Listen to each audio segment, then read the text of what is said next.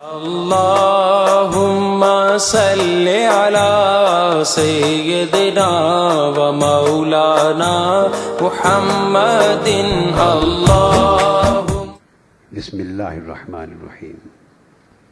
معزز خواتین و حضرات اور عزیزان گرامی قدر، اللہ رب العزت کا شکر ہے جس کی توفیق سے ہم حضور نبی اکرم صلی اللہ علیہ وآلہ وسلم کے میلاد پاک اور ذکر مبارک کی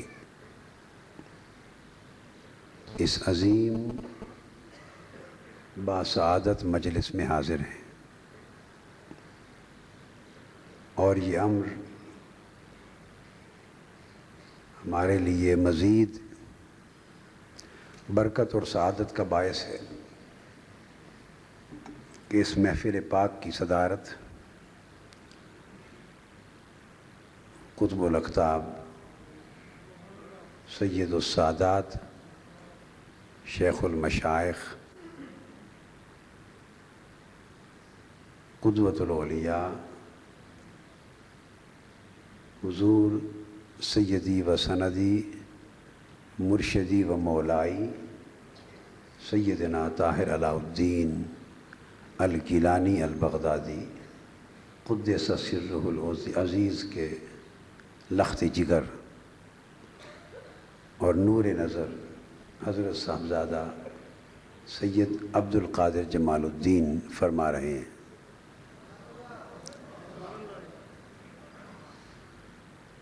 حضور صلی اللہ علیہ وآلہ وسلم کی محفل میلاد یا آپ کے لیے محفل نعت یا محفل درود و سلام کیوں منعقد کی جاتی؟ اس کی حکمت، مصلحت اور دینی اور ایمانی افادیت یعنی فائدہ کیا ہے؟ میں یہ نکتہ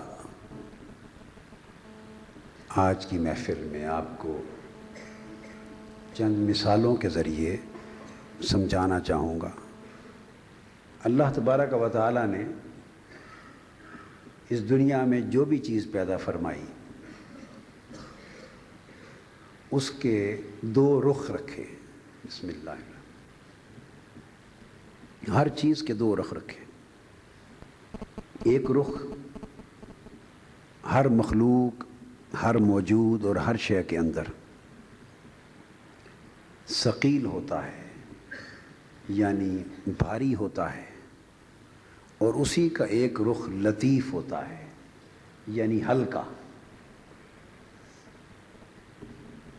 کبھی ایسا ہوتا ہے کہ ایک رخ اس کا محسوس ہوتا ہے، یعنی جس کو آپ چھو سکتے ہیں، محسوس کر سکتے ہیں، دیکھ سکتے ہیں، اور اسی حقیقت کا ایک گوشہ ایسا ہوتا ہے جو غیر محسوس ہوتا ہے، جس کو آپ فیل نہیں کر سکتے، چھو نہیں سکتے، بعض اوقات دیکھ نہیں سکتے، سن نہیں سکتے، مگر وہ بھی اسی حقیقت کے اندر موجود ہوتی۔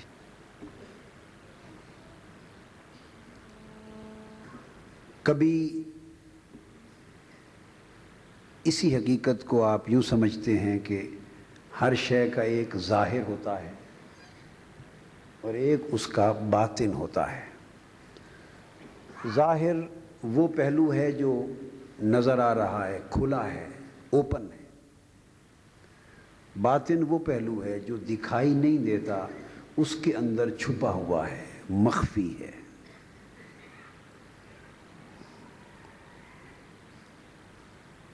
ہمیشہ جو چیز جتنی لطیف، جتنی مخفی اور جس قدر نظر نہ آنے والی ہوتی ہے، اس کی قدر و قیمت، منزلت اور اہمیت اتنی ہی زیادہ ہوتی، اتنی زیادہ ہوتی۔ بلکہ اس شے کی قیمت بھی اسی حقیقت سے پڑتی ہے جو دکھائی نہیں دیتی۔ جو دکھائی نہیں دیتی. ایک مثال دیتا ہوں. 2 آدمی ہیں, ضخامت میں, وزن میں ایک آدمی 4 من کا ہے یا 3 من کا ہے کہہ لیجئے, 120 کلو کا. ایسے بھی ہوتے ہیں یا نہیں ہوتے؟ 120 کلو اس کا وزن ہے, اتنا موٹاپا ہے. دوسری طرف ایک آدمی 60 65 70 کلو کا ہے, اس کے مقابلے میں آدھے وزن کا ہے, مگر اس کے اندر توانائی ہے, اس کے اندر صرف موٹاپا ہی موٹاپا ہے. تو دونوں جسموں سے آپ میں سے آپ کو کون سا جسم پسند, کون سا پسند ہوگا؟ اب توانائی نظر نہیں آتی, کام کرتی ہے. موٹاپا نظر آتا ہے, کام نہیں کرتا. تو پتہ یہ چلا, بلکہ آپ جب اتنے موٹے ہو جائیں تو پھر آپ واک کو جاتے ہیں, صبح ایکسرسائز کرتے ہیں, کوئی ریس کورس پارک میں جا رہا ہے, کوئی جناح پارک میں جا رہا ہے, کوئی ایکسرسائز کر رہا ہے, دوڑ رہے ہیں صبح. پوچھو جی کیوں دوڑ رہے ہیں؟ وزن کم کرنا چاہتے ہیں, وزن حجم کو کم کرنا چاہتے ہیں. پتہ یہ چلا کہ کسی شے کے وزن کا زیادہ ہونا, انبار ہونا, حجم کا زیادہ ہونا اس شے کی قدر و قیمت کو نہیں بڑھاتا. قدر و قیمت اس شخص کی زیادہ ہے جو چست ہے, توانا ہے, جس کے اندر طاقت ہے, پھرتی ہے. اور یہ جو 4 چیزیں میں نے گنی, توانا, چستی, توانائی, ہمت, یہ سب چیزیں ہیں جو کام تو کرتی ہیں مگر دکھائی. مثلا آپ پکڑ نہیں سکتے اس طرح جی یہ توانائی ہے. کوئی توانائی بازو تو نہیں ہے کہ آپ اس طرح پکڑ لیں گے, بازو تو نہیں ہے. اس کی جو چستی ہے وہ اس کی ٹانگ تو نہیں ہے کہ پکڑ لیں گے جی یہ چستی ہے, نہیں. آپ نے دیکھا جو چیز کارآمد ہے اس انسان کو طاقتور بناتی ہے, مؤثر بناتی ہے, دنیا میں اس کی قوت کا سکہ منواتی ہے, وہ چیز ہے جو نظر نہیں آتی, جو نظر, اور اس کا جو سارا حصہ نظر آنے والا ہے وہ بعض اوقات بیکار ہوتا ہے. اب اسی انسان کی ذرا زندگی کے آخری لمحے پر چلے جائیں. اس کی ڈیتھ ہو گئی, 6 فٹ کا جوان, شور مچ گیا, ہنگامہ ہو گیا, لوگ رونے لگ گئے. کیا ہو گیا؟ یہ آدمی فوت ہو گیا, فلاں شخص فوت ہو گیا. اب دوڑ کے گئے, وہ چارپائی پہ لیٹا ہوا ہے, چارپائی پر لیٹا ہوا ہے. آپ نے کہا بھئی کپڑے بھی اس نے جو میں نے صبح دیکھے تھے وہی پہنے ہوئے ہیں, کیا چیز چلی گئی ہے؟ کپڑے بھی موجود ہیں, سر بھی موجود ہے, ٹانگیں بھی موجود ہیں, آنکھیں بھی موجود ہیں, کان بھی موجود ہیں, جسم بھی موجود ہے, سراپا بھی موجود ہے, موٹاپا بھی موجود ہے, سارا کا سارا جسم جو کا تو چارپائی پہ پڑا ہے. آپ رو رہے ہیں جی مر گیا, ختم ہو گیا. بھئی کچھ بھی ختم نہیں ہوا. سوال یہ ہے کہ جسے آپ کہہ رہے ہیں کہ اب یہ مر گیا, زندہ نہیں رہا, کیا چیز نکل گئی؟ بتانے والے نے بتایا اس کی روح پرواز کر گئی, خالی روح نکلی. اور روح وہ شے ہے جو دکھائی نہیں دیتی. جو کچھ دکھائی دینے والا ہے سر سے پاؤں تک سارا کا سارا چارپائی پر پڑا ہے, اور ایک شے جو دکھائی نہیں دیتی, جب اندر تھی تب بھی دکھائی نہیں دیتی تھی, نکل گئی تب بھی دکھائی نہیں دیتی. اب اس روح کے اندر ہونے سے آپ اسے انسان کہتے تھے، آپ اسے، اب جو روح اندر سے رخصت ہو گئی باقی سارا کچھ وہی ہے، اس کا نام ہی بدل گیا. اب کوئی شخص اسے انسان نہیں کہتا، جو آتا ہے میت کہتا جی میت پڑی ہے. اللہ کے بندو، ایک لمحے میں اس کا نام بدل گیا. اب جو بولتا ہے میت بولتا ہے. خسارہ کس چیز کا ہوا؟ وہ چیز نکلی جو نظر نہیں آتی تھی، اور جو چیز نظر نہیں آتی تھی جب وہ نکل گئی، اب بیوی ہیں، بچے ہیں، اولاد ہیں، بہن ہے، بھائی ہے، ماں ہے، باپ ہے، خونی رشتہ دار ہیں جو ہر وقت اس کے ساتھ لپٹے رہتے تھے. اب وہ سارے جو اس کے لیے مرتے تھے، جان دیتے تھے، پیار کرتے تھے، ایک لمحہ جدا نہیں ہوتے تھے، اب وہ سارے کہتے ہیں جی دیر ہو گئی ہے، لے جاؤ گھر سے نکالو، گھر سے نکالو. اب اسے گھر رہنے کوئی نہیں دیتا، اسے گھر رہنے کوئی نہیں دیتا. تیزی سے لے جاؤ، دفنا دو. اب اس کا ٹھکانہ ہی نہیں گھر میں، اب گھر میں ٹھکانہ ہی نہیں ہے. سب کچھ وہی ہے، بس جو نظر نہیں آتی تھی وہ نکل گئی.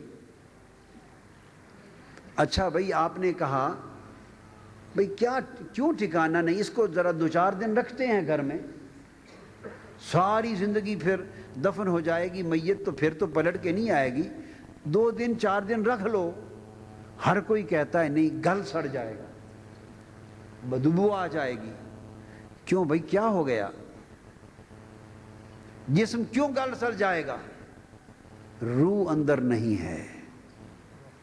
تو پتہ چلا کہ یہ جو تازگی تھی وہ بھی اسی روح کے باعث تھی، یہ جو سلامتی تھی وہ بھی اسی روح کے باعث تھی، یہ جو چلنا پھرنا تھا وہ بھی روح کے باعث تھا، اور اس سے ہر ایک کا جو پیار تھا وہ بھی اسی روح کے باعث تھا. اب خونی رشتے وہی ہیں مگر پیار جاتا رہا. اب کوئی گھر بھی نہیں رکھتا، اب اس کا ٹھکانہ ہی نہیں. جا کے کہتے ہیں قبر کھود کر مٹی کے نیچے دفن کر دو. تو پتہ یہ چلا. میں نے آپ کو 3 مثالیں دی، آپ 30,000 مثالیں بنا ڈالیں. ایک قاعدہ اور کلیہ ہے، وہ کیا؟ کہ جو شے نظر آتی ہے وہ اتنی قیمتی نہیں، جو نظر نہیں آتی وہ قیمتی ہے. اور نظر آنے والے کی بھی قدر و قیمت اسی کے سبب سے ہے جو اس کے اندر ایک ایسی حقیقت ہے جو دکھائی تو نہیں دیتی مگر اس کا مول اسی سے پڑتا ہے، اس کا مول اسی سے پڑتا ہے. جب یہ نکتہ آپ سمجھ گئے، اب آپ دین کی طرف آ جائیں، دین کی طرف آ جائیں. دین کے اندر اللہ پاک نے اعمال صالحہ کا فرمایا. نماز پڑھو، روزہ رکھو، حج ادا کرو، زکوٰۃ دو، خیرات کرو، صدقات کرو، نیک کام کرو، اعمال صالحہ. جب اعمال صالحہ کی طرف آئے، حضور علیہ السلام نے فرما دیا انما الاعمال بالنیات.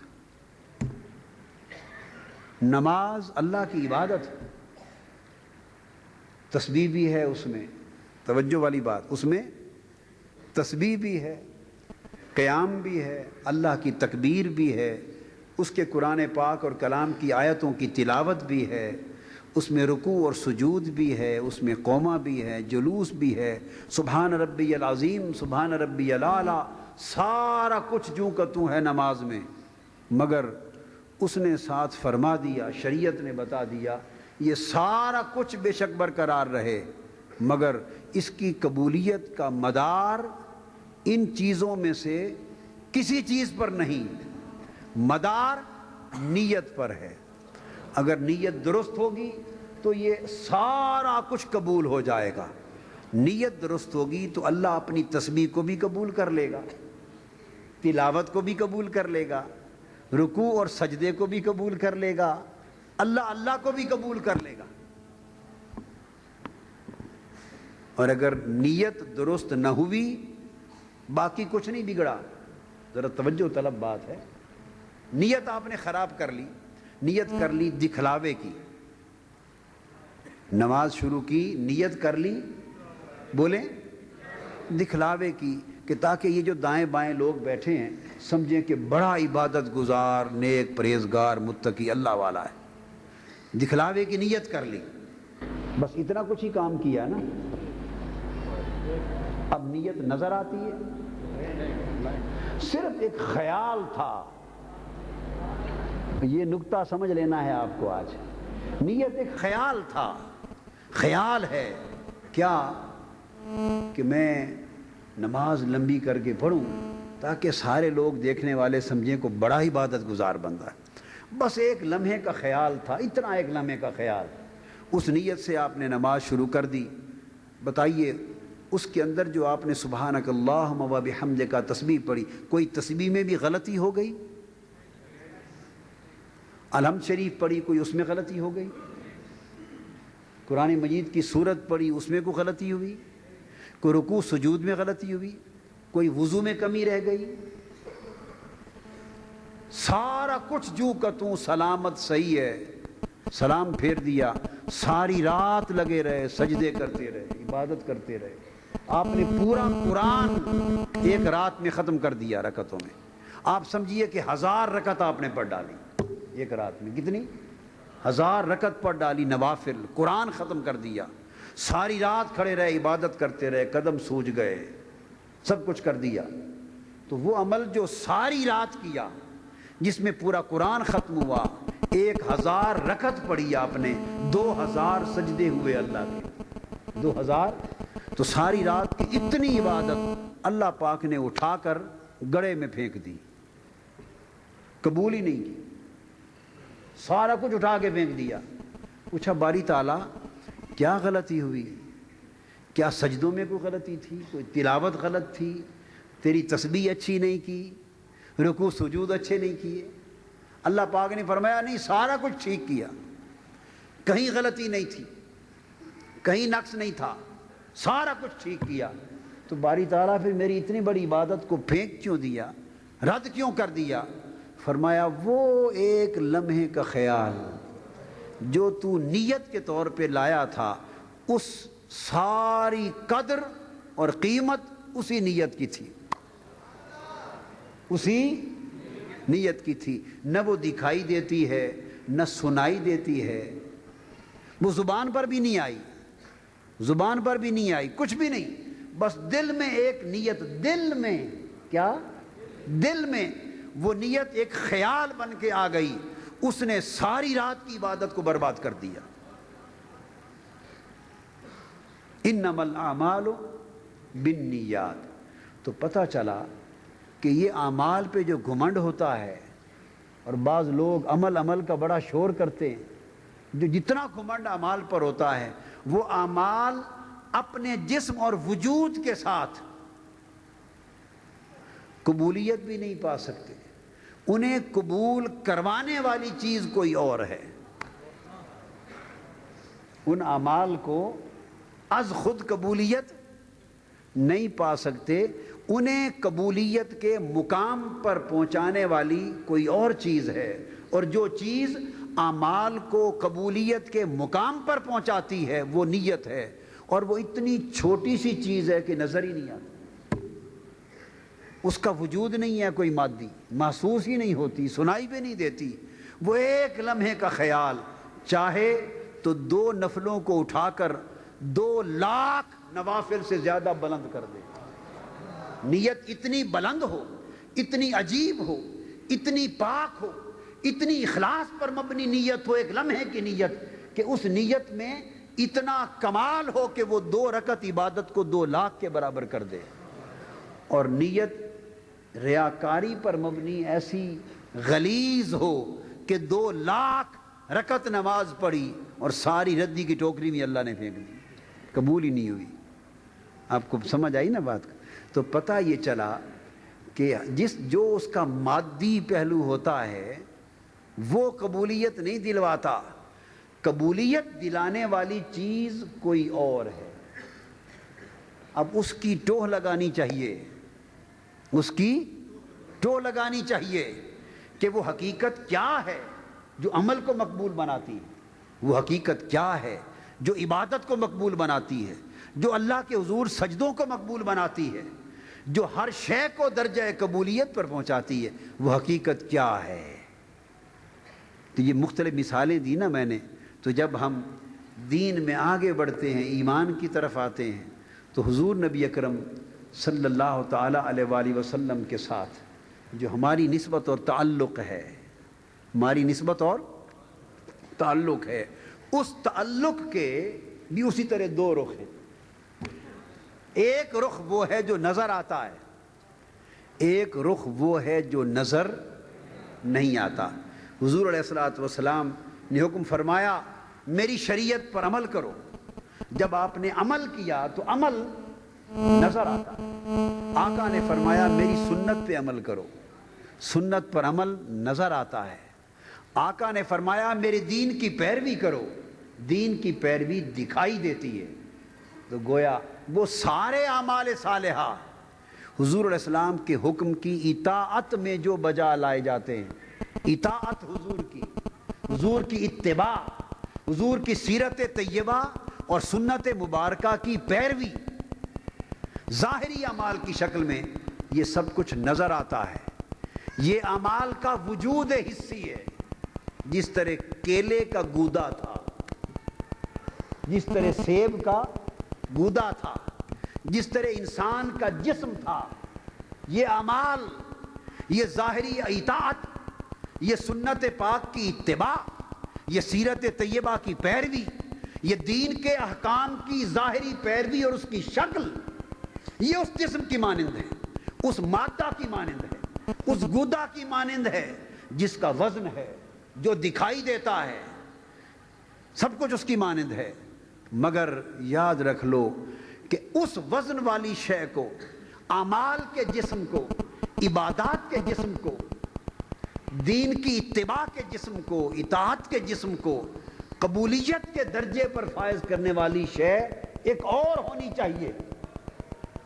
جیسے ہر جسم کے اندر ایک روح تھی، جس روح نے جسم کو تازگی عطا کی تھی، اس طرح آقا علیہ السلام کی سنت کی پیروی اور آپ کی اطاعت اور آپ کی اتباع کے جسم کے اندر کوئی ایک روح اسی طرح ہونی چاہیے جو اسے درجہ قبولیت تک پہنچا دے۔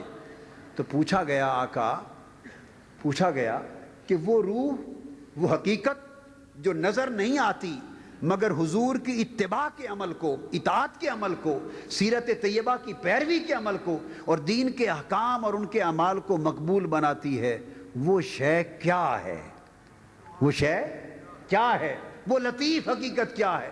فرمایا لا یؤمن احدکم حتی اکون احب الیہ من ولدہ ووالدہ والناس اجمعین۔ لوگو، جب تمہیں یہ بات سمجھ آ گئی کہ اعمال اپنے آپ کو مقبول نہیں بنا سکتے، اطاعت اپنے آپ کو مقبول نہیں بنوا سکتی، اتباع اپنے آپ کو مقبول نہیں بنا سکتی، اسے درجہ قبولیت پر پہنچانے والی ایک روح ہے جو ہر عمل کے جسم کے اندر وہ دکھائی نہیں دیتی، وہ محسوس نہیں ہوتی، مگر ایک زندہ حقیقت کے طور پہ وہ ہو تو عمل حضور کی اطاعت و اتباع کا قبول ہو جائے، وہ نہ ہو تو سارے اعمال اپنے جملہ وزن کے ساتھ بیکار کر دیے جائیں۔ وہ زندہ روح کیا ہے؟ آقا نے فرمایا وہ میری محبت ہے۔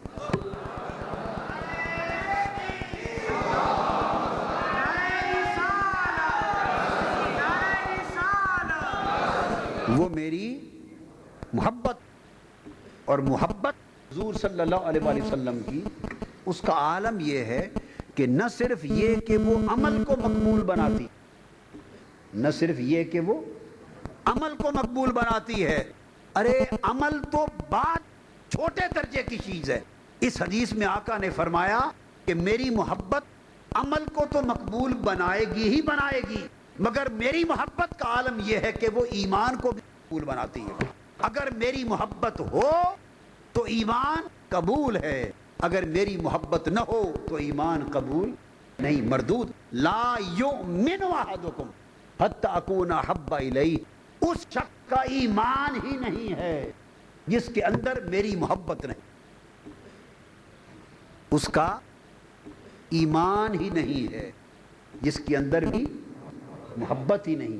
تو پتہ یہ چلا کہ ایمان کو قبولیت دلوانے والی شے بھی محبت رسول ہے، اطاعت رسول کو قبولیت دلانے والی شے محبت رسول ہے، اتباع نبوی کو قبولیت دلانے والی شے محبت رسول ہے، احکام دین پر عمل کرنا اور ساری کی ساری زندگی کی جو دینداری ہے اسے اللہ کی بارگاہ میں مقبول بنانے والی شے کیا ہے؟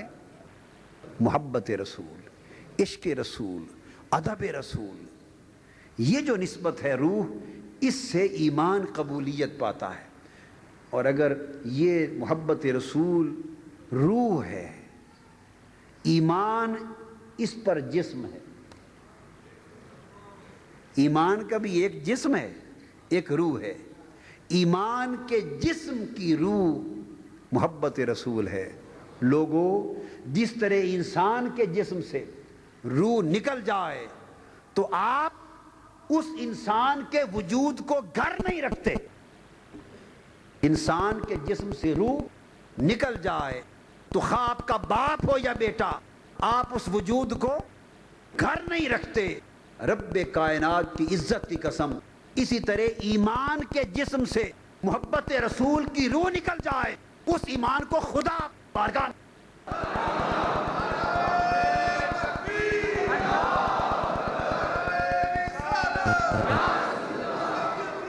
صلی اللہ علیہ وسلم،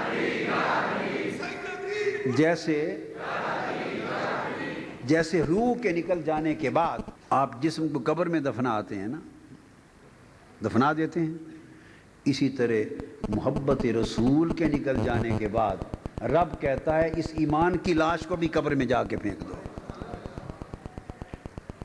ان اعمال کی لاش کو بھی قبر میں جا کے پھینک دو، اب ضرورت ہی نہیں، یہ لاش ہو گئی۔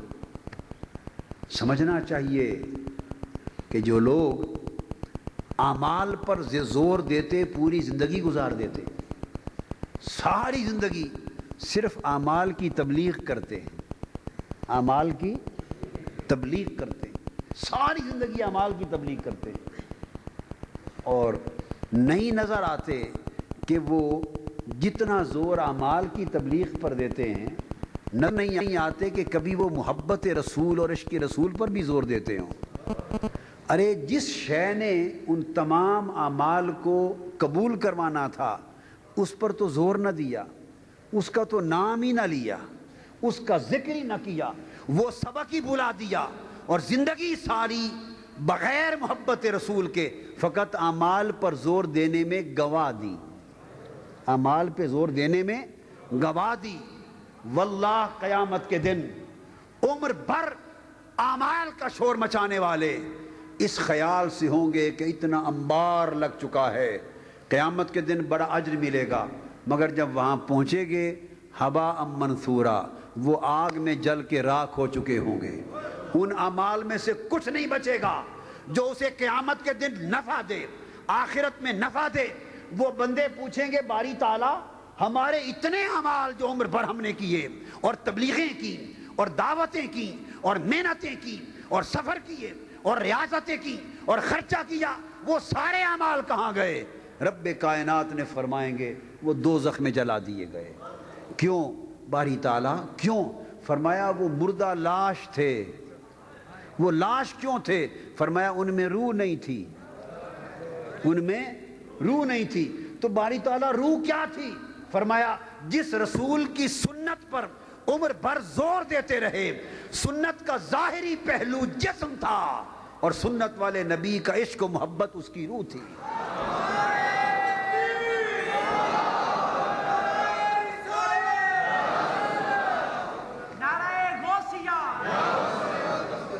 یہ بات سمجھنے کی ضرورت ہے، یہ بات سمجھنے کی ضرورت ہے۔ اب یہ جو محفل میلاد ہوتی، محفل میلاد ہوتی ہے، کبھی محفل نعت ہو رہی ہے، صلاۃ و سلام کی محفلیں ہو رہی ہیں. یہ ساری محفلیں ایک بہانہ ہیں. ساری محفلیں ایک بہانہ ہے. کس چیز کا یہ بہانہ ہے؟ کس چیز کا؟ تاکہ ان ذرائع سے دلوں میں، حاضرین کے دلوں میں حضور کی محبت کی تپش پیدا ہو جائے.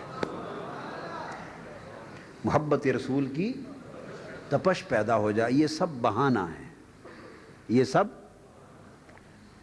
اب بعض اوقات بعض لوگ اپنی نادانی میں وہ یوں سوچتے ہیں کہ جی اس سے اگر محبت رسول پیدا ہوتی ہے تو پھر یہ اس طرح محافل میلاد صحابہ کرام کیوں نہیں کرتے تھے؟ میری بات سمجھے نا. اگر یہ میلاد پاک کے جلسے جلوس اور محفلیں اور اتنے اہتمام جو آپ کرتے ہیں بیٹھ کر، اگر ان سے حضور کی محبت پیدا ہوتی ہے تو صحابہ تابعین تبع تابعین کیوں نہیں کرتے تھے؟ ایک سوال پیدا ہوتا ہے نا. اس کو بھی سمجھ لو، اس کو بھی سمجھ لو. جواب یہ ہے، یہ جو 1000 cc کی بوتل لگواتے ہیں آپ گلوکوز کی، یہ وائٹامن بی کمپلیکس کے ٹیکے لگواتے ہیں، انجیکشن لگواتے ہیں وٹامن کے، سائنوکوبلامین کے انجیکشن لگواتا ہے کوئی B6 کے لگوا رہا ہے، کوئی وٹامن B12 کے لگوا رہا ہے، کوئی مختلف وائٹامنس کے لگواتا ہے، کوئی آئرن کے ٹیکے لگوا رہا ہے. یہ مختلف ڈاکٹر پرسکرائب کرتے ہیں نا. ٹھیک ہے. اب یہ انجیکشن، اس میں تو کوئی شک نہیں کہ یہ سارے طاقت دیتے ہیں، اور گلوکوز کی جو ڈرپ ہے وہ بھی طاقت دیتی ہے. اس میں کوئی شک ہے؟ کوئی شک نہیں.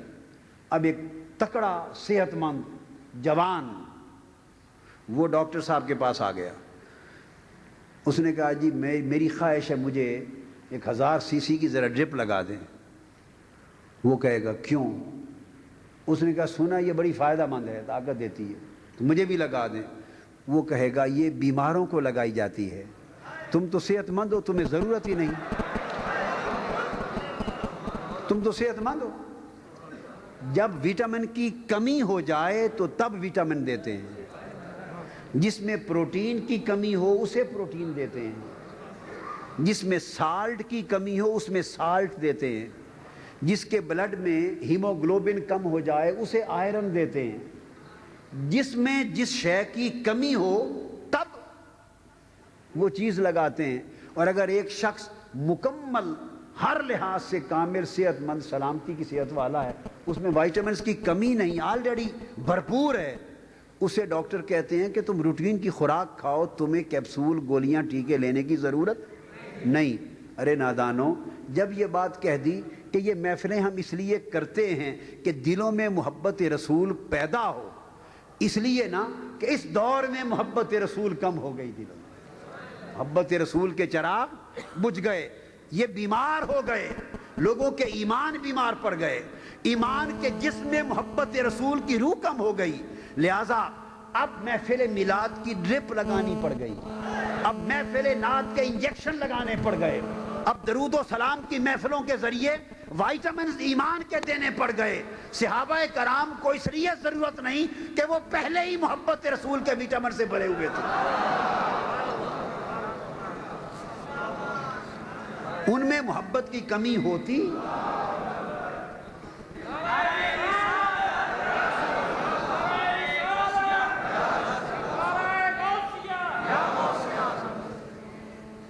ان میں کمی ہوتی تو وہ بھی کرتے. وہ تو مامور تھے عشق رسول سے، وہ تو محبت رسول سے مامور تھے.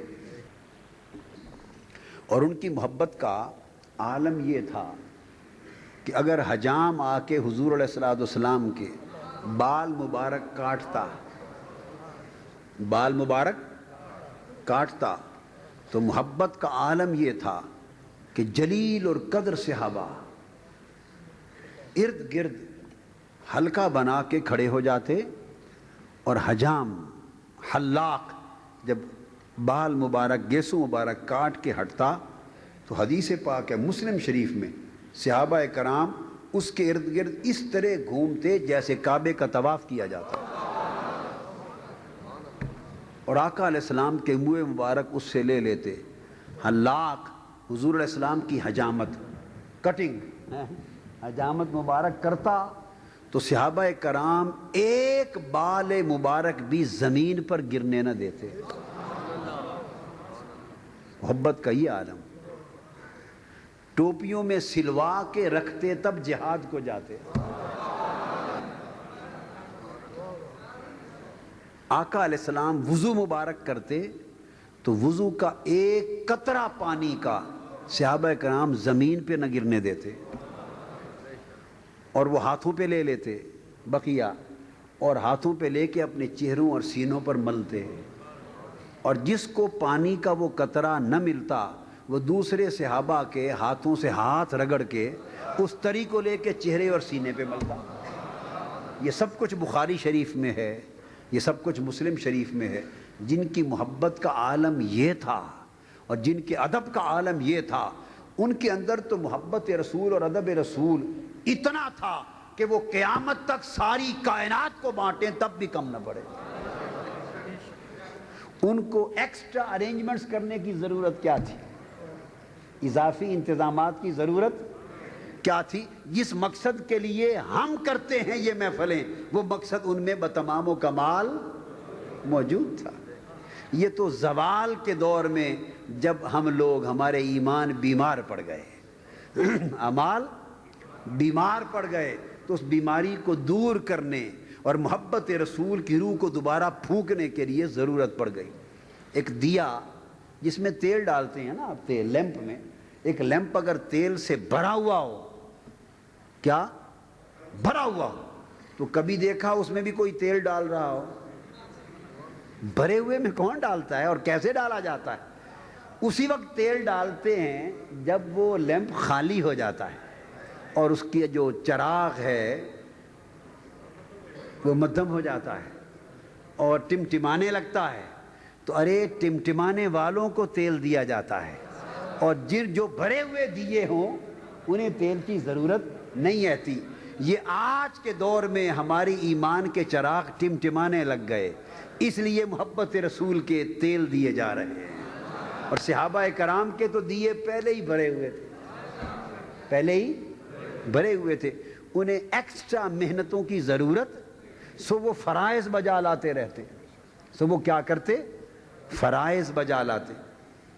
صحابہ کرام کا یعنی محبتوں کا عالم، محبت کا عالم یہ تھا کہ حضور صلی اللہ تعالی علیہ وآلہ وسلم آپ کی بارگاہ سے انس کا، محبت کا عالم یہ تھا کہ جہاں جہاں آقا علیہ السلام کے قدم مبارک سفر میں لگے ہوتے، وہ ان قدموں کی جگہ کو تلاش کر کے جا جا کے وہاں ہاتھ لگاتے، مس کرتے، وہاں نمازیں پڑھتے. آقا علیہ السلام کی ایک ایک نشانی کے ساتھ ان کی محبتوں کا عالم یہ تھا.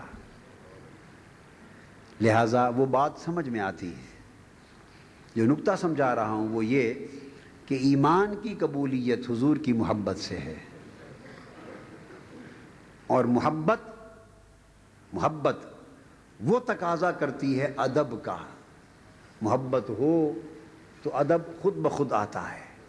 تو محبت اور ادب کا ایک تعلق ہے، یہ جان بنتی ہے. محبت اور ادب عمل کی قبولیت اور ایمان کی قبولیت کے لیے جان بنتے ہیں.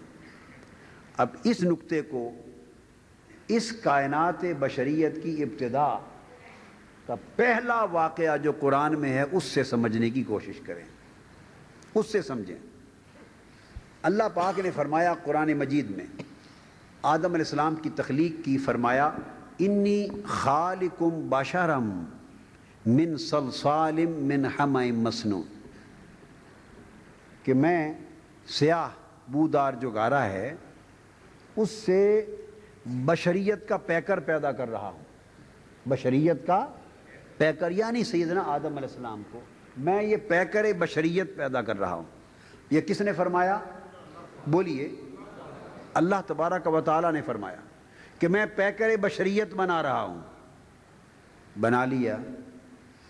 اس کے بعد آگے فرمایا ملائکہ کو فَإِذَا سَوَّيْتُهُ، یہ جو جسم بنا رہا ہوں پیکر بشریت، جب اس کو مکمل کر لوں، متوازن کر لوں، ٹھیک ٹھاک کر لوں، وَنَفَخْتُ فِيهِ مِن رُوحِي، تو پھر اس جسم کے اندر میں اپنے نور کا، اپنی روح کا چراغ پھونکوں گا، اپنا نور پھونکوں گا، اپنی روح پھونکوں گا، روح فَقَعُوا لَهُ سَاجِدِينَ، جب اس کے اندر میں اپنی روح پھونک دوں تو تم پھر سجدے میں گر جانا۔ اللہ پاک نے دو باتیں سمجھا دی، دو باتیں، ایک یہ سمجھا دیا کہ اس کا جو پیکر ہے، پیکر، وہ پیکر بشری بنا رہا ہوں، جسامت بنا رہا ہوں، جسامت، وَنَفَخْتُ فِيهِ مِن رُوحِي، ساتھ یہ سمجھا دیا کہ جو کچھ تمہیں نظر آئے گا وہ تو ہوگا پیکر بشری، جو کچھ تمہیں نظر آئے گا وہ پیکر بشری ہوگا، اور جو تمہیں نظر نہیں آئے گا وَنَفَخْتُ فِيهِ مِن رُوحِي، وہ میں اپنی روح اور اپنے نور کا چراغ اس کے اندر پھونک رہا ہوں، اور جو نظر نہیں آئے گا وہ اس پیکر بشری کے اندر نور خدا ہوگا، وہ میرے نور کا چراغ جل رہا ہوگا۔ دو باتیں سمجھا دیں اور فرمایا جب اس کی تکمیل ہو جائے تو سجدہ کرو۔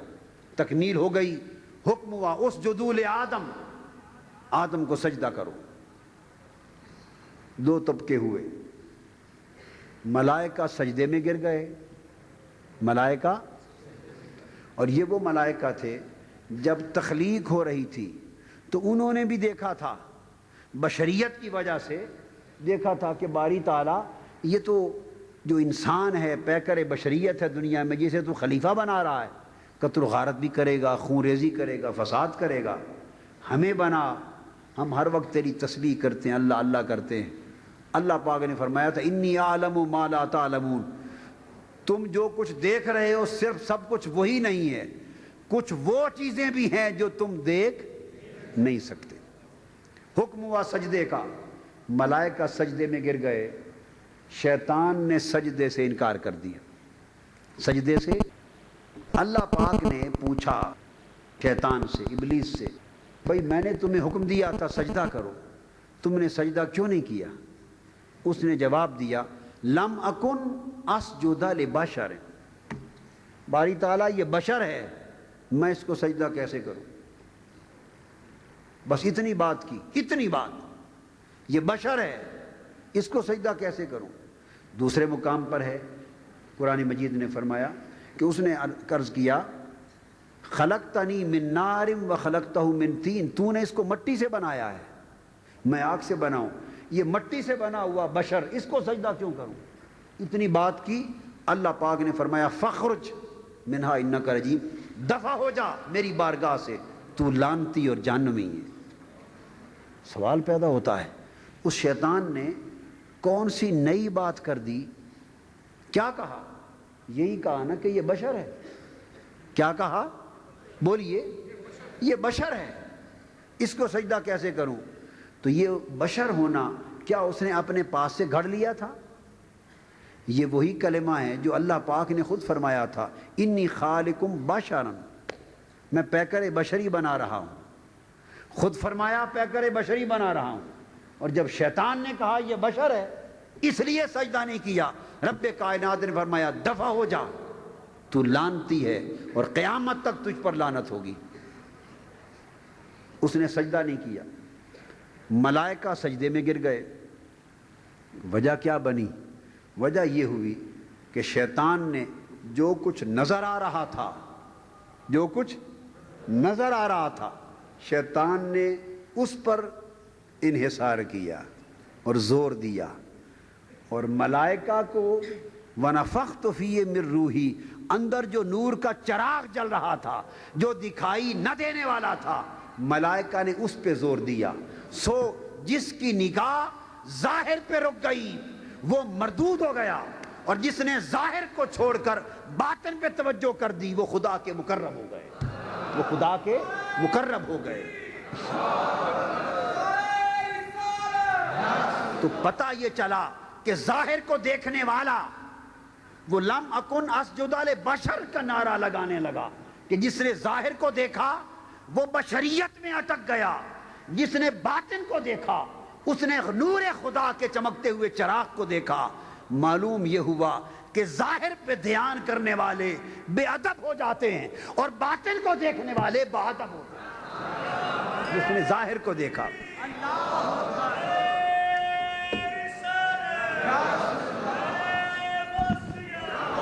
شیطان نے ظاہر کو دیکھا تھا، ظاہر کو دیکھا، وہ بے ادب ہو گیا۔ ملائکہ بھی ظاہر کو دیکھ رہے تھے، کیا وہ پیکر بشریت ملائکہ کو نظر نہیں آ رہا تھا؟ ملائکہ بھی ظاہر کو دیکھ رہے تھے مگر ادھر سے دھیان ہٹا دیا۔ وہ سمجھ گئے کہ ظاہر کو دیکھا تو ہم بھی بے ادب ہو جائیں گے۔ شیطان ظاہر کو دیکھ کر بے ادب ہو گیا، ان کا دھیان باطن پر رہا، خدا نے انہیں مقرب بنا لیا۔ شیطان کا دھیان ظاہر پہ رہا، خدا نے اسے مردود بنا لیا۔ تو یہ نکتہ معلوم ہوا، رب کائنات نے قیامت تک کے لیے 2 درجے مقرر کر دیے۔ فرمایا لوگو اگر ایمان محفوظ رکھنا چاہتے ہو تو انبیاء سے تعلق رکھتے ہوئے، اولیاء سے تعلق رکھتے ہوئے، میرے بندوں سے تعلق رکھتے ہوئے جو میرے محبوب و مقرب ہیں، اگر ایمان کی سلامتی چاہتے ہو تو فرشتوں کے پیروکار بنو، شیطان کے پیروکار نہ بنو۔ ایمان کی سلامتی اس میں ہے کہ ان کی بشریت نہ دیکھو، ان کی نورانیت دیکھو، ان کے ظاہر کو نہ دیکھو، ان کے باطن کو دیکھو، ان کی مماثلت کو نہ دیکھو، ان کی فضیلت کو دیکھو۔ انبیاء علیہ السلام، اولیاء کرام، میرے برگزیدہ لوگ ظاہر میں تمہارے جیسے ہی نظر کیوں نہ آئیں، ظاہر پہ دھیان نہ کرو، ان کے باطن پہ چمکتے ہوئے میرے نور کے چراغ کو دیکھو۔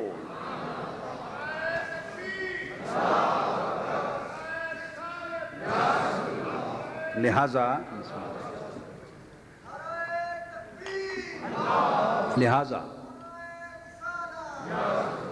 2 راستے مقرر ہو گئے، اس دن سے 2 راستے مقرر ہو گئے، ظاہر کو دیکھنے والے اور باطن کو تکنے والے۔ ظاہر باطن سے جدا نہیں ہے اور نہ باطن ظاہر سے جدا ہے، یہ جدا نہ ہیں نہ ہو سکتے ہیں، مگر مقصود کیا ہے سمجھانا؟ مقصود یہ ہے کہ تمہارا دھیان کس پر ہو، تمہارا دھیان کس پر ہو۔ دیکھو عمل ظاہر ہے، نیت باطن ہے، دین ظاہر ہے، محبت رسول باطن ہے۔ ظاہر باطن سے جدا نہیں، باطن ظاہر سے جدا نہیں، مگر ظاہر کی قبولیت باطن کے حسن سے ہے۔ اس لیے لوگوں رسول پاک صلی اللہ علیہ وآلہ وسلم کے تعلق میں اگر تمہارے تعلق کا مدار فقط ظاہر کے ساتھ ہوگا تو شیطان کی طرح بھٹک جاؤ گے۔ اگر تمہارا انحصار اور دھیان باطن پر ہوگا تو تم حضور کی محبت کو تھامو گے، حضور کے ادب کو تھامو گے، آقا کی نسبت کو تھامو گے، آقا کے تعلق کو تھامو گے۔ فرشتوں نے باطن دیکھا، تعظیم کے سجدے میں گر گئے، شیطان نے ظاہر پہ نگاہ کی، مردود ہو کر دھتکار دیا گیا۔ یہ ساری محفلیں ایمان کا، میں یہ کہتا ہوں تسلیم کرتے ہیں، یہ ساری محفلیں، نماز ایمان کا ظاہر سجانے کے لیے ہے، روزہ ایمان کا ظاہر سجانے کے لیے ہے، نماز، روزہ، حج، زکوٰۃ، خیرات، صدقات، حسنات، نیک کام، تبلیغ، جتنے اعمال صالحہ ہیں وہ ایمان کے ظاہر کو حسی کرتے ہیں، اور میلاد کی محفل ایمان کے باطن کو حسی کرتی ہے، نعت مصطفیٰ ایمان کے باطن کو حسی کرتی ہے، صلاۃ و سلام ایمان کے باطن کو حسی کرتی ہے۔ اور میں یہ بتا دوں، جب تک آپ کعبے کا طواف کرتے ہیں، آپ کا جسم کعبے کا طواف کرتا ہے، ایمان کا ظاہر حسی ہوتا ہے، مگر نگاہ جب گنبد خضرا پہ پڑتی ہے ایمان کا باطن حسین ہوتا ہے۔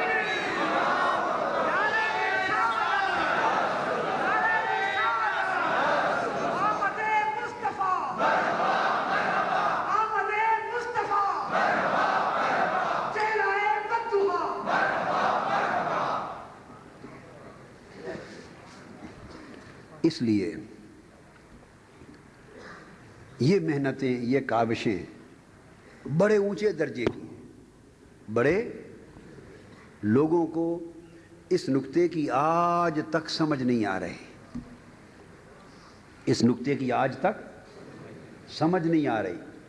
ایک حدیث ہے، حضور نبی اکرم صلی اللہ علیہ وسلم سے ابو سعید خدری روایت کرتے، اور یہ حدیث متفق علیہ ہے۔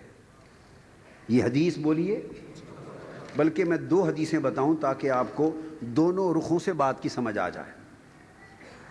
جو میں نے پورا نکتہ سمجھایا، کوئی یہ نہ کہے کہ یہ میرا فلسفہ ہے یا استدلال کی طاقت اور قوت ہے، نہیں، مدار آقا کے فرمان پر، مدار پہلے حدیث ہے ترمذی شریف کی، اور یہ مسلم شریف میں بھی ہے، بخاری شریف میں بھی ہے، متفق علیہ، بخاری شریف میں بھی، مسلم شریف میں بھی، ترمذی میں بھی متفق علیہ حدیث۔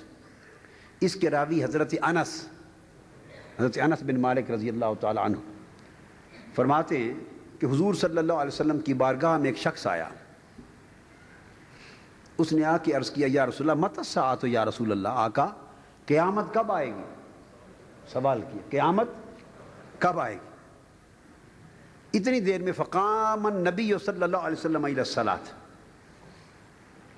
حضور صلی اللہ علیہ وسلم نے اس کو جواب نہیں دیا، اس کو جواب، خاموشی کی، کھڑے ہو گئے، قیام فرما کے نماز پڑھی، نماز کا وقت ہو گیا، جب نماز پڑھ لی، فلما قضا صلاتہ قال این السائل عن قیام الساعہ، جب نماز سے فارغ ہوئے تو آقا علیہ السلام نے پوچھا، وہ قیامت کا پوچھنے والا آدمی کہاں ہے؟ وہ شخص کہاں ہے جو پوچھ رہا تھا قیامت کب آئے گی؟ نماز کے بعد آقا علیہ السلام کے پوچھنے پر وہ کھڑا ہوا، عرض کیا، یا رسول اللہ انا، یا رسول اللہ، آقا میں ہوں۔ کیا پوچھا؟ میں ہوں۔ حضور صلی اللہ علیہ وسلم نے اس سے سوال کیا، جواب نہیں دیا کہ قیامت کب آئے گی، جواب نہیں دیا، بلکہ سوال پر سوال کیا، فرمایا ما اعددت لہا، قیامت کا پوچھنے والے بتا قیامت کے لیے تیری تیاری کیا ہے؟ قیامت کے لیے تمہاری تیاری کیا ہے؟ کیا تیار کر رکھا ہے؟ کیا تیار کر رکھا ہے قیامت کے لیے؟ ما اعددت لہا۔ اب صحابی کا جواب سنیے، وہ جواب میں کہتا ہے، یا رسول اللہ ما اعددت لہا کبیر صلاۃ ولا صوم الا انی احب اللہ ورسولہ۔ عرض کیا، یا رسول اللہ قیامت کی تیاری کے لیے نہ تو میرے پاس ڈھیر ساری نمازیں ہیں، نہ بہت سے روزے ہیں، قیامت کے لیے نہ میرے پاس بہت زیادہ نمازیں ہیں اور نہ میرے پاس بہت زیادہ روزے ہیں۔ تو آقا نے فرمایا پھر کیا ہے؟ عرض کیا، حضور بس اتنا ہے کہ اللہ اور اس کے رسول سے محبت کرتا ہوں، اللہ اور اس کے رسول کی۔ اب جہاں تک تو اب یہاں ایک نکتہ سمجھ لیں، یہ بیان تو صحابی نے کیا نا، اب ذرا آج آ جائیں، اس صدی میں آ جائیں اور پاکستان میں آ جائیں۔ عرض کیا کہ اللہ اور اس کے رسول کی محبت، رسول کی محبت کو ابھی ذرا سمجھنے کے لیے مؤخر کریں اس مسئلے کو، پہلے اللہ کی محبت سمجھتے ہیں۔ دو محبتیں کہیں نا، کہ اللہ اور اس کے رسول کی محبت ہے، دو باتیں کہیں، ایک تو کہا کہ نہ نمازیں میرے پاس زیادہ ہیں نہ روزے زیادہ ہیں، سمجھ آ گئی بات؟ ساتھ کہا مگر یہ کہ اللہ اور اس کے رسول کی محبت۔ تو یہ بتائیے کہ اللہ کی محبت کیا تقاضا کرتی؟ نمازوں کا زیادہ پڑھنا اللہ کی محبت ہے یا زیادہ نمازیں نہ ہونا اللہ کی محبت؟ جب اللہ کی محبت ہے تو کیا ہوگا؟ نمازیں زیادہ ہوں گی، روزے زیادہ ہوں گے، عبادت زیادہ ہوگی۔ نماز روزے کی زیادتی کی تو نفی کر رہا ہے کہ نماز روزے کی عبادتوں کی تو زیادتی میرے پاس ہے نہیں، تو اللہ کی محبت کیا ہوئی؟ اللہ کا معاملہ تو نماز روزے کے ساتھ تھا، اللہ کی محبت کا معاملہ تو نماز روزے اور عبادت کے ساتھ تھا۔ وہ تو عرض کر رہا ہے اصحابی کہ میرے پاس یہ تو زیادہ نہیں ہے، تو پھر اللہ کی محبت کی سمجھ آ گئی نا کتنی ہے؟ کچھ پلے پڑا یا نہیں پڑا؟ نہیں پلے پڑا۔ یعنی آپ دیکھیے نا، آپ کہتے ہیں کہ میں جی حساب میں بڑا لائق ہوں، میتھمیٹکس میں حساب میں بڑا لائق ہوں، مگر 3 کا پہاڑا نہیں آتا، 3 کا صرف جی 3 کا پہاڑا نہیں آتا، ویسے حساب میں بڑا لائق ہوں۔ اچھا، اور حساب میں بڑا لائق ہوں مگر جمع تفریق نہیں آتی۔ اچھا، پھر بھی حساب میں لائق ہو؟ جی حساب میں بڑا لائق ہوں، بس ذرا ضرب تقسیم نہیں آتی۔ تو اگلا کہے گا نہ تمہیں ضرب آتی ہے، نہ تقسیم، نہ جمع، نہ تفریق، تو حساب میں لائق کیسے ہو؟ سمجھ آئی نا بات؟ کہتا ہے کہ اللہ کی بڑی محبت ہے مگر نمازیں زیادہ نہیں ہیں، اللہ کی بڑی محبت ہے مگر روزے بھی زیادہ نہیں ہیں، اللہ کی بڑی محبت ہے مگر عبادت بھی زیادہ نہیں ہے، حساب میں بڑا لائق ہوں مگر جمع تفریق ضرب تقسیم نہیں آتی۔ سمجھ آ گئی نا بات؟ تو اللہ کی محبت کا مسئلہ تو سمجھ میں آ گیا۔ اب دوسرا لفظ تھا الا انی احب اللہ ورسولہ، نماز روزہ تو یا رسول اللہ بہت زیادہ نہیں ہے، گزارے لائق ہے، مگر اللہ اور رسول کی محبت ہے۔ تو جواب معلوم ہے آقا علیہ السلام نے کیا دیا؟ اس پر آقا علیہ السلام نے فرمایا فقال رسول اللہ صلی اللہ علیہ وسلم المرء مع من احبہ، اللہ اور رسول کی محبت کا کہنے والے تمہیں مبارک ہو، قیامت کے دن جس کو جس سے محبت ہے اسے اپنے محبوب کے ساتھ کھڑا کیا جائے گا۔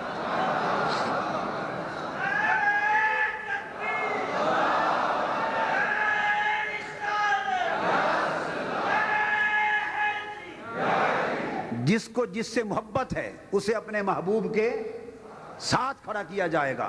اگر یہاں اس محبت سے مراد واقعی محبت خدا ہوتی تو قیامت کے دن اللہ سے محبت کرنے والوں کو اللہ کے ساتھ کھڑا کیا جائے گا، ان کا حشر اللہ کے ساتھ ہوگا، وہ تو اللہ کے سامنے جواب دے ہوں گے۔ اللہ کے ساتھ کون کھڑا ہو سکتا ہے؟ تو پھر کس کے ساتھ کھڑے ہوں گے محبت کرنے والے؟ اللہ اللہ سے محبت کی بات کرنے والے اللہ کے ساتھ کھڑے نہیں ہو سکتے، وہ پاک ہیں ان باتوں سے۔ رسول سے محبت کرنے والے مصطفیٰ کے ساتھ کھڑے ہوں گے، مصطفیٰ کی معیت میں ہوں گے، ان کا حشر مصطفیٰ کے ساتھ ہوگا، وہ دائیں بائیں ہوں گے، اور ان محبت کرنے والوں کی جرمٹ میں مصطفیٰ شفاعت کر رہے ہوں گے۔ حضور نے فرمایا المرء مع من احبہ، تو پتہ چلا کہ جب اس نے کہا نا اللہ کی محبت، اس سے مراد بھی رسول کی محبت، اور رسول کی محبت سے مراد بھی رسول کی محبت۔ ادھر سے جائیں تب بھی محبت رسول کی، ادھر سے جائیں تب بھی محبت رسول کی۔ تو اللہ کی محبت، محبت رسول کے بغیر اس کا کوئی وجود ہی نہیں ہے۔ تو آپ نے دیکھا کہ عبادت کی کثرت نہیں مگر محبت کی وجہ سے آقا نے فرمایا تم میرے ساتھ ہوگے۔ اور صحابہ کہتے ہیں فما رأیت فرح المسلمون بعد الاسلام فرحهم بها، صحابہ کہتے ہیں انس بن مالک خدا کی قسم جب آقا علیہ السلام نے یہ فرمایا نا کہ مجھ سے محبت کرنے والے قیامت کے دن میرے ساتھ کھڑے ہوں گے، اس دن جتنے خوش ہوئے صحابہ کرام، اتنی خوشی ہوئی کہ اسلام قبول کرنے کے دن کے بعد سے لے کر اس دن تک صحابہ کسی بات میں اتنے خوش نہ ہوئے تھے۔ کیوں؟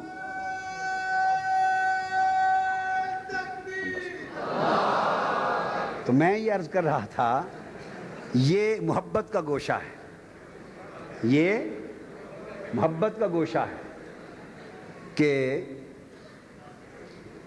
عرض کرتا ہے میرے پاس نماز روزہ تو زیادہ نہیں مگر آقا محبت ہے آپ کی۔ تو آقا نے یہ سن کر بھی، اگلی بات سنیں، یہ سن کر کہ نماز روزہ تو بہت زیادہ نہیں، یہ سن کر بھی آقا نے اس کی محبت کے جواب میں فرمایا تمہارا حشر قیامت کے دن میرے ساتھ ہوگا۔ تو پتہ چلا، ثابت ہوا کہ جملہ فرائض فروع ہیں، اصل الاصول بندگی استاجور کی ہے۔ تو بنیاد حضور کی محبت ہے، محبت ہو تو پھر نماز بھی قبول ہے، محبت ہو تو روزہ بھی قبول ہے۔ یہ ایک رخ دیکھ لیا نا، یہ ہے محبت کا صلہ، محبت کا۔ اب یہاں محبت رسول تھی تو نماز روزے کی کمی، نماز روزے بھی کمی بھی اللہ پاک نے محبت کے ذریعے اس میں تلافی فرما دی، اس کے پورے ہونے کا اہتمام کر دیا۔ اور دوسری حدیث جو بتانے والا ہوں وہ متفق علیہ، مسلم اور بخاری شریف کی، حضرت ابو سعید خدری رضی اللہ تعالیٰ عنہ راوی، وہ بھی سن لیجئے تاکہ دو رخ بات کے سمجھ میں آ جائیں۔ آقا علیہ السلام نے فرمایا، حضرت ابو سعید خدری فرماتے ہیں کہ ہم کھڑے تھے، آقا علیہ السلام مال غنیمت تقسیم فرما رہے تھے، مال غنیمت تقسیم ہو رہا تھا۔ ان میں ایک شخص آیا، قال رجل من اصحابہ کننا نحن حق بہذا من ہؤلاء، ایک شخص کھڑا ہوا، اس نے کہا یا رسول اللہ، آپ جن لوگوں کو دے رہے ہیں زیادہ، ہمارا حق زیادہ ہے، ہم سے زیادہ ان کو دے رہے ہیں، حالانکہ ہمارا حق زیادہ ہے۔ اس نے معاذ اللہ حضور علیہ السلام کی تقسیم پر اعتراض کیا، تقسیم پر اعتراض کیا۔ آقا علیہ السلام نے اس کو فرمایا کہ نادان، میری تقسیم پر اعتراض کرنے والے، کیا تو مجھے امانت دار نہیں جانتا؟ امانت دار، حالانکہ اللہ آسمانوں کی جو غیب کی خبریں، آسمانوں کی خبریں، اللہ نے مجھے اپنے راز کا امین بنا رکھا ہے، اپنے رازوں کا امین بنا رکھا ہے، اور تم مجھے اپنے معاملے میں امین نہیں مانتے؟ جب آقا علیہ السلام نے یہ فرمایا فَأَنَا أَمِينُ مَنْ فِي السَّمَاءِ يَأْتِينِي خَبْرُ السَّمَاءِ صَبَاحًا وَمَسَاءً۔ آقا علیہ السلام نے فرمایا الا تأمنونی، نادان تم مجھے امین نہیں مانتے، حالانکہ رب کا امین میں ہوں، اور صبح و شام آسمانوں کی یعنی غیب کی خبریں میرے پاس آتی۔ جب آقا علیہ السلام نے یہ فرمایا تو وہ شخص کھڑا ہو گیا، ایک شخص کھڑا ہو گیا، وہ کہنے لگا اتق اللہ، یا رسول اللہ، اللہ کا خوف کریں۔ معاذ اللہ، استغفر۔ کیا کہتا ہے؟ یا رسول اللہ، اللہ کا خوف کریں، خدا سے ڈریں۔ حضور علیہ السلام کو کہتا ہے معاذ اللہ خدا سے ڈریں وہ شخص۔ اچھا، اب جملہ سوچنے والا ہے، اس نے لفظ کیا بولا؟ اتق اللہ، خدا سے ڈریں۔ حضور صلی اللہ علیہ وآلہ وسلم کی ذات پاک کو اگر نہ کہا ہو یہ جملہ، فی نفس ہی بات بری ہے کسی کو کہنا بھی اللہ سے ڈرو، اللہ کا تقوی اختیار کرو، خوف خدا اختیار کرو، بات بری ہے یا اچھی ہے؟ بولیے، بری کیوں ہو گئی؟ اچھی بات تھی، بات اچھی تھی، بری کیوں ہو گئی؟ کہ حضور کی بے ادبی بن گئی، آقا کی بے ادبی بن گئی۔ یہ جگہ نہیں تھی جہاں یہ کہنا تھا، حضور کو کہہ رہا ہے کہ اللہ سے ڈریں، یہ جگہ نہیں تھی بے ادبی کی۔ بے ادبی میں اچھی بات تھی، خدا کا تقوی، خدا کا خوف، بری ہو گئی۔ جب اس نے یہ کہا ادھر محبت تھی، عبادت کی کمی پوری ہو گئی، ادھر محبت اور ادب نہیں۔ اس پر آقا علیہ السلام کا جواب سنیے۔ صحابی کہتے ہیں ابو سعید خدری، اس کی پہچان بیان کرتے، جب وہ کہہ چکا اتنی بات تو پھر وہ کس نے کیا کیا؟ حضور علیہ السلام کی طرف پشت کر کے مڑا اور آقا علیہ السلام کی طرف پشت کر کے چلا گیا۔ مڑا، آقا علیہ السلام کی طرف اس نے پشت کی اور پشت کر کے چلا گیا۔ یہ دوسری بے ادبی کی، یہ کہ حضور علیہ السلام کی طرف پشت کر کے مڑ کے چلا گیا، بے ادبی کی۔ حضور صلی اللہ علیہ وسلم خاموش ابھی تھے۔ خالد بن ولید کھڑے ہو گئے رضی اللہ تعالیٰ عنہ، عرض کیا یا رسول اللہ الا اضرب عنقہ۔ خالد بن ولید کھڑے ہو گئے، عرض کی یا رسول اللہ اجازت ہو تو میں اس بے ایمان کی گردن اتار دوں، اس کی گردن اتار دوں؟ آقا علیہ السلام نے فرمایا نہیں، لا لعلہ ان یکون یصلی، ممکن ہے نماز پڑھتا ہو، اس لیے گردن نہ اتارو، گردن نہ اتارو۔ ایک اور حدیث ہے، اس میں اسی طرح کا واقعہ آیا سیدنا فاروق اعظم کھڑے ہو گئے تلوار لے کر. عرض کی یا رسول اللہ میں اس کا سر قلم کر دوں, سر قلم کر دوں؟ آقا نے فرمایا نہیں, قلم نہ کرو, لوگ کہیں گے کہ اپنے آپ کو مسلمان مارنے لگ گئے ہیں. جب وہ شخص چل پڑا تو حضرت انس بن مالک کہتے ہیں لوگوں وہ جس نے حضور کی بے ادبی کی ذرا اس کی پہچان دیکھ لو, سن لو, اس کی علامتیں کیا تھیں. فرماتے ہیں وہ شخص غائر العینین, اس کی آنکھیں اندر کو دسی ہوئی تھی, آنکھیں اندر کو دسی ہوئی تھی. مشرف الوجنتین, اس کے جو گال ہیں یہ ابھرے ہوئے تھے, یعنی جو ہڈیاں ہیں نا گالوں کی نکلی ہوئی تھی. ناشز الجبہہ, اور اس کی جو پیشانی تھی ابھری ہوئی تھی. آگے کث اللحیہ, داڑھی بڑی گھنی تھی, بڑی تھی اور گھنی تھی. محلوق الراس, سر مڑوایا ہوا تھا, سر مڑا ہوا تھا. مشمر الازار, اور شلوار یا تہبند ٹخنوں سے اس طرح اوپر کیا ہوا. پہلی تین علامتیں تو ایسی ہیں کہ ان سے آپ کو کیا بحث. بس آنکھیں دسی ہوئی ہیں, رخسار ابھرے ہوئے ہیں, ماتھا جو ہے پیشانی ابھری ہوئی ہے. ان کو تو ایک طرف رکھ دیں چونکہ ان میں بھی راز ہیں, وہ آپ کو سمجھ نہیں آئیں گے, وہ آپ کو سمجھ. آخری تین علامتیں عام ہیں جو دیکھی جاتی ہیں اور ایسی مخلوق چلتی پھرتی دکھائی دیتی ہے. کیا؟ کث اللحیہ, داڑھی گھنی, محلوق الراس, اکٹھی ہیں چیزیں ساری.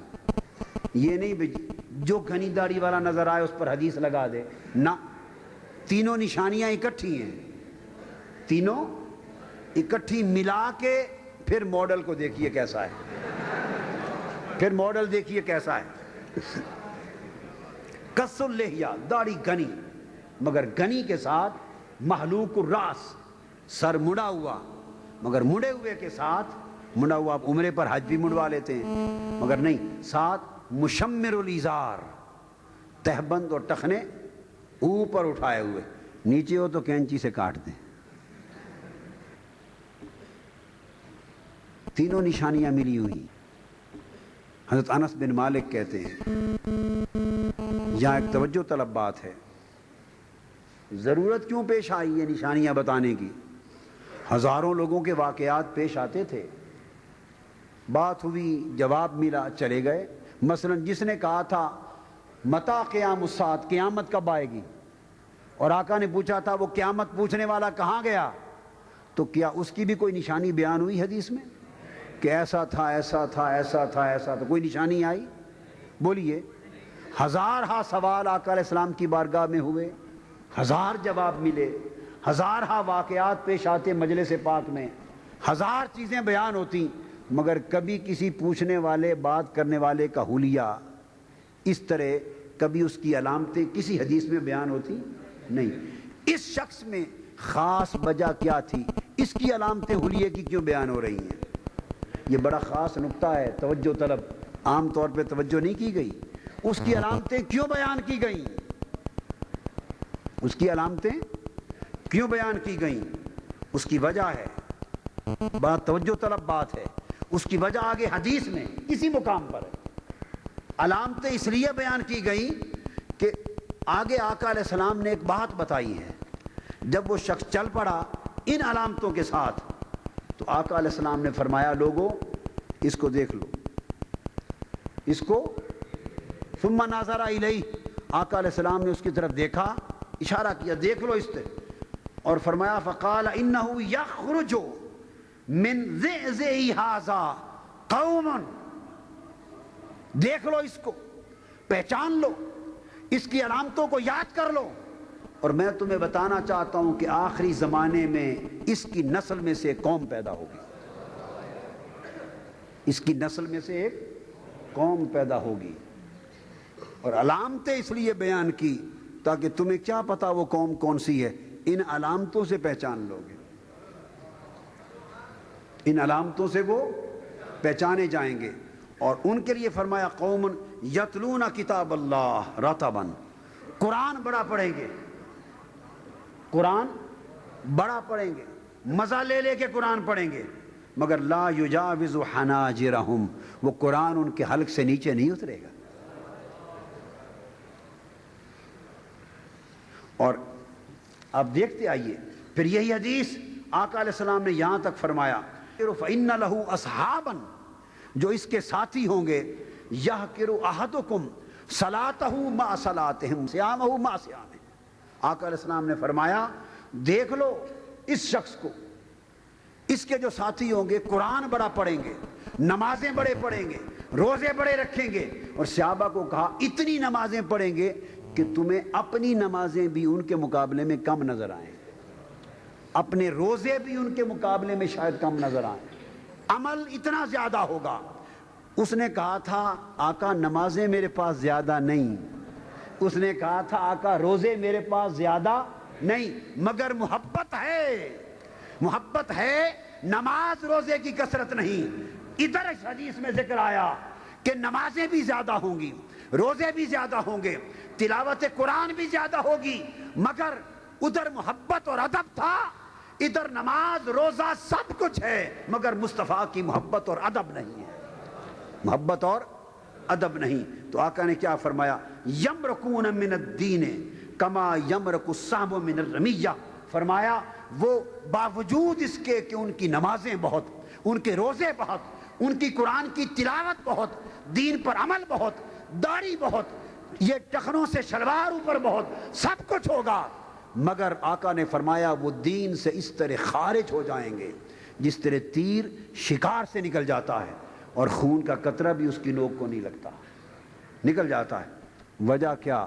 اس لیے کہ آقا علیہ السلام نے سمجھایا لوگوں تمہیں حقیقت دین کی سمجھ نہیں آئی، تم نے سمجھا کہ شاید ظاہر میں نماز کی کثرت دین کی حقیقت ہے، تم نے سمجھا کہ شاید ظاہر میں روزوں کی کثرت دین کی حقیقت ہے، تم نے سمجھا کہ شاید ظاہر میں قرآن کی تلاوت کی کثرت دین کی حقیقت ہے، تم نے سمجھا کہ شاید ظاہری اعمال کی کثرت دین کی حقیقت ہے، تم نے سمجھا کہ شاید ظاہری وضاقت لباس، شکل و صورت اور حیات یہ دین کی حقیقت ہے.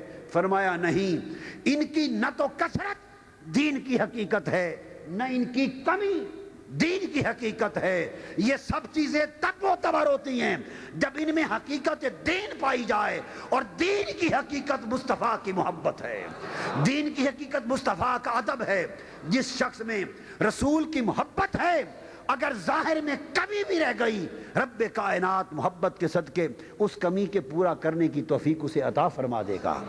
اور جس میں رسول کی محبت اور ادب کی کمی ہے، ظاہری اعمال دین جتنے زیادہ کیوں نہ ہوتے پھریں، وہ شخص محبت اور ادب رسول سے محرومی کے باعث کمی تو کیا پوری کرے گا، وہ دین سے اس طرح خارج ہے جیسے شیطان بارگاہ خدا سے خارج کر دیا گیا تھا. اب بات سمجھ یہ آئی، یہ جو آپ سمجھ گئے. لوگ کہتے ہیں کہ محفلیں آپ کیوں کرتے ہیں، ان محفلوں میں آپ کو کیا ملتا ہے؟ ان محفلوں میں وہی ملتا ہے جو قیامت کا دن بچاتا ہے. ان محفلوں میں محبت رسول ملتی ہے، حضور کا کثرت کے ساتھ ذکر ہوتا ہے، بار بار ذکر ہوتا ہے، زلف و رخسار کا ذکر ہوتا ہے، شان فضائل کا ذکر ہوتا ہے، شمائل کا ذکر ہوتا ہے، خصائل کا ذکر ہوتا ہے، آقا کی زلفوں کی بات ہوتی ہے، گلیوں کی بات ہوتی ہے، حضور کے حسن و جمال کی بات ہوتی ہے، کمال کی بات ہوتی ہے، پیار کی بات ہوتی ہے، دھیان آقا کی طرف لگتا ہے، توجہ آقا کی طرف لگتی ہے، خیال آقا کی طرف جاتا ہے. اور اس ذکر اور خیال کا بار بار جو تذکرہ ہوتا ہے، بار بار تذکرہ ہوتا ہے، یہ دھیان دل و دماغ میں اتر جاتا ہے. اس سے آقا کی محبت کی شمع پیدا ہوتی ہے، آقا کی محبت کی روشنی پیدا ہوتی ہے، اور وہی محبت رسول کی روشنی نماز، روزے، عبادات اور اعمال دین کو مقبول کرتی ہے. اور اگر وہ روشنی محبت رسول کی نہ ہو، باقی سب کچھ ہو، وہ مردود ہو جاتا ہے. اس لیے لوگوں اس بات پہ محنت کریں، اس بات پر محنت کریں کہ اپنے دلوں کو حقیقت میں محبت رسول سے آشنا کر دیں. اور محبت رسول کے نور سے روشن کر دیں، اور محبت رسول کی روشنی سے قلب و باطن کو مزین کر دیں۔ آج کے دور میں اس کی اس لیے اشد ضرورت ہے کہ دین کے نام پہ ہونے والی جتنی تبلیغ ہے وہ محبت رسول کے چراغ کو بجھا رہی ہے اور اعمال کی اہمیت کو پھیلا رہی ہے۔ اعمال حق ہیں، اعمال فرض ہیں، اعمال واجب ہیں، اعمال تقاضۂ دین ہیں، اعمال جسم دین ہیں، اعمال جسم ایمان ہیں، اس میں کوئی شک نہیں، مگر اس پر دھیان کرو کہ یہ جسم تو گل سڑ جائے گا اگر اس جسم ایمان کے اندر محبت رسول کی روح نہیں ہوگی۔ کتنا ظلم ہے کہ روح کو نکال رہے ہو اور جسم کو سنبھال رہے ہو، روح کو نکال رہے ہو اور جسم کو سنبھال رہے ہو۔ اس لیے آپ کوشش کریں کہ آقا علیہ الصلوۃ والسلام کی سنت اور آقا کے دین اور آقا کی تعلیمات پر عمل، اطاعت، اتباع اور پیروی کا جسم بھی نصیب ہو، اور آقا کے عشق اور محبت اور ادب و تعظیم کی روح بھی نصیب ہو۔ یہ تعلق، یہ نسبت ایک ایسی ہے جس میں دونوں چیزیں یکجا ہو جاتی ہیں، اور اگر یہ دو چیزیں یکجا ہو جائیں تو دنیا بھی سنور گئی اور آخرت بھی سنور گئی۔ اللہ تبارک و تعالی ان محافل کو اپنی بارگاہ میں شرف قبولیت عطا کرے اور ہمارے دلوں کو آقا علیہ الصلوۃ والسلام کے عشق اور محبت اور ادب کے نور سے روشن کر دے۔ وما علینا الا البلاغ۔ اللہم صلی علی سیدنا و مولانا محمد۔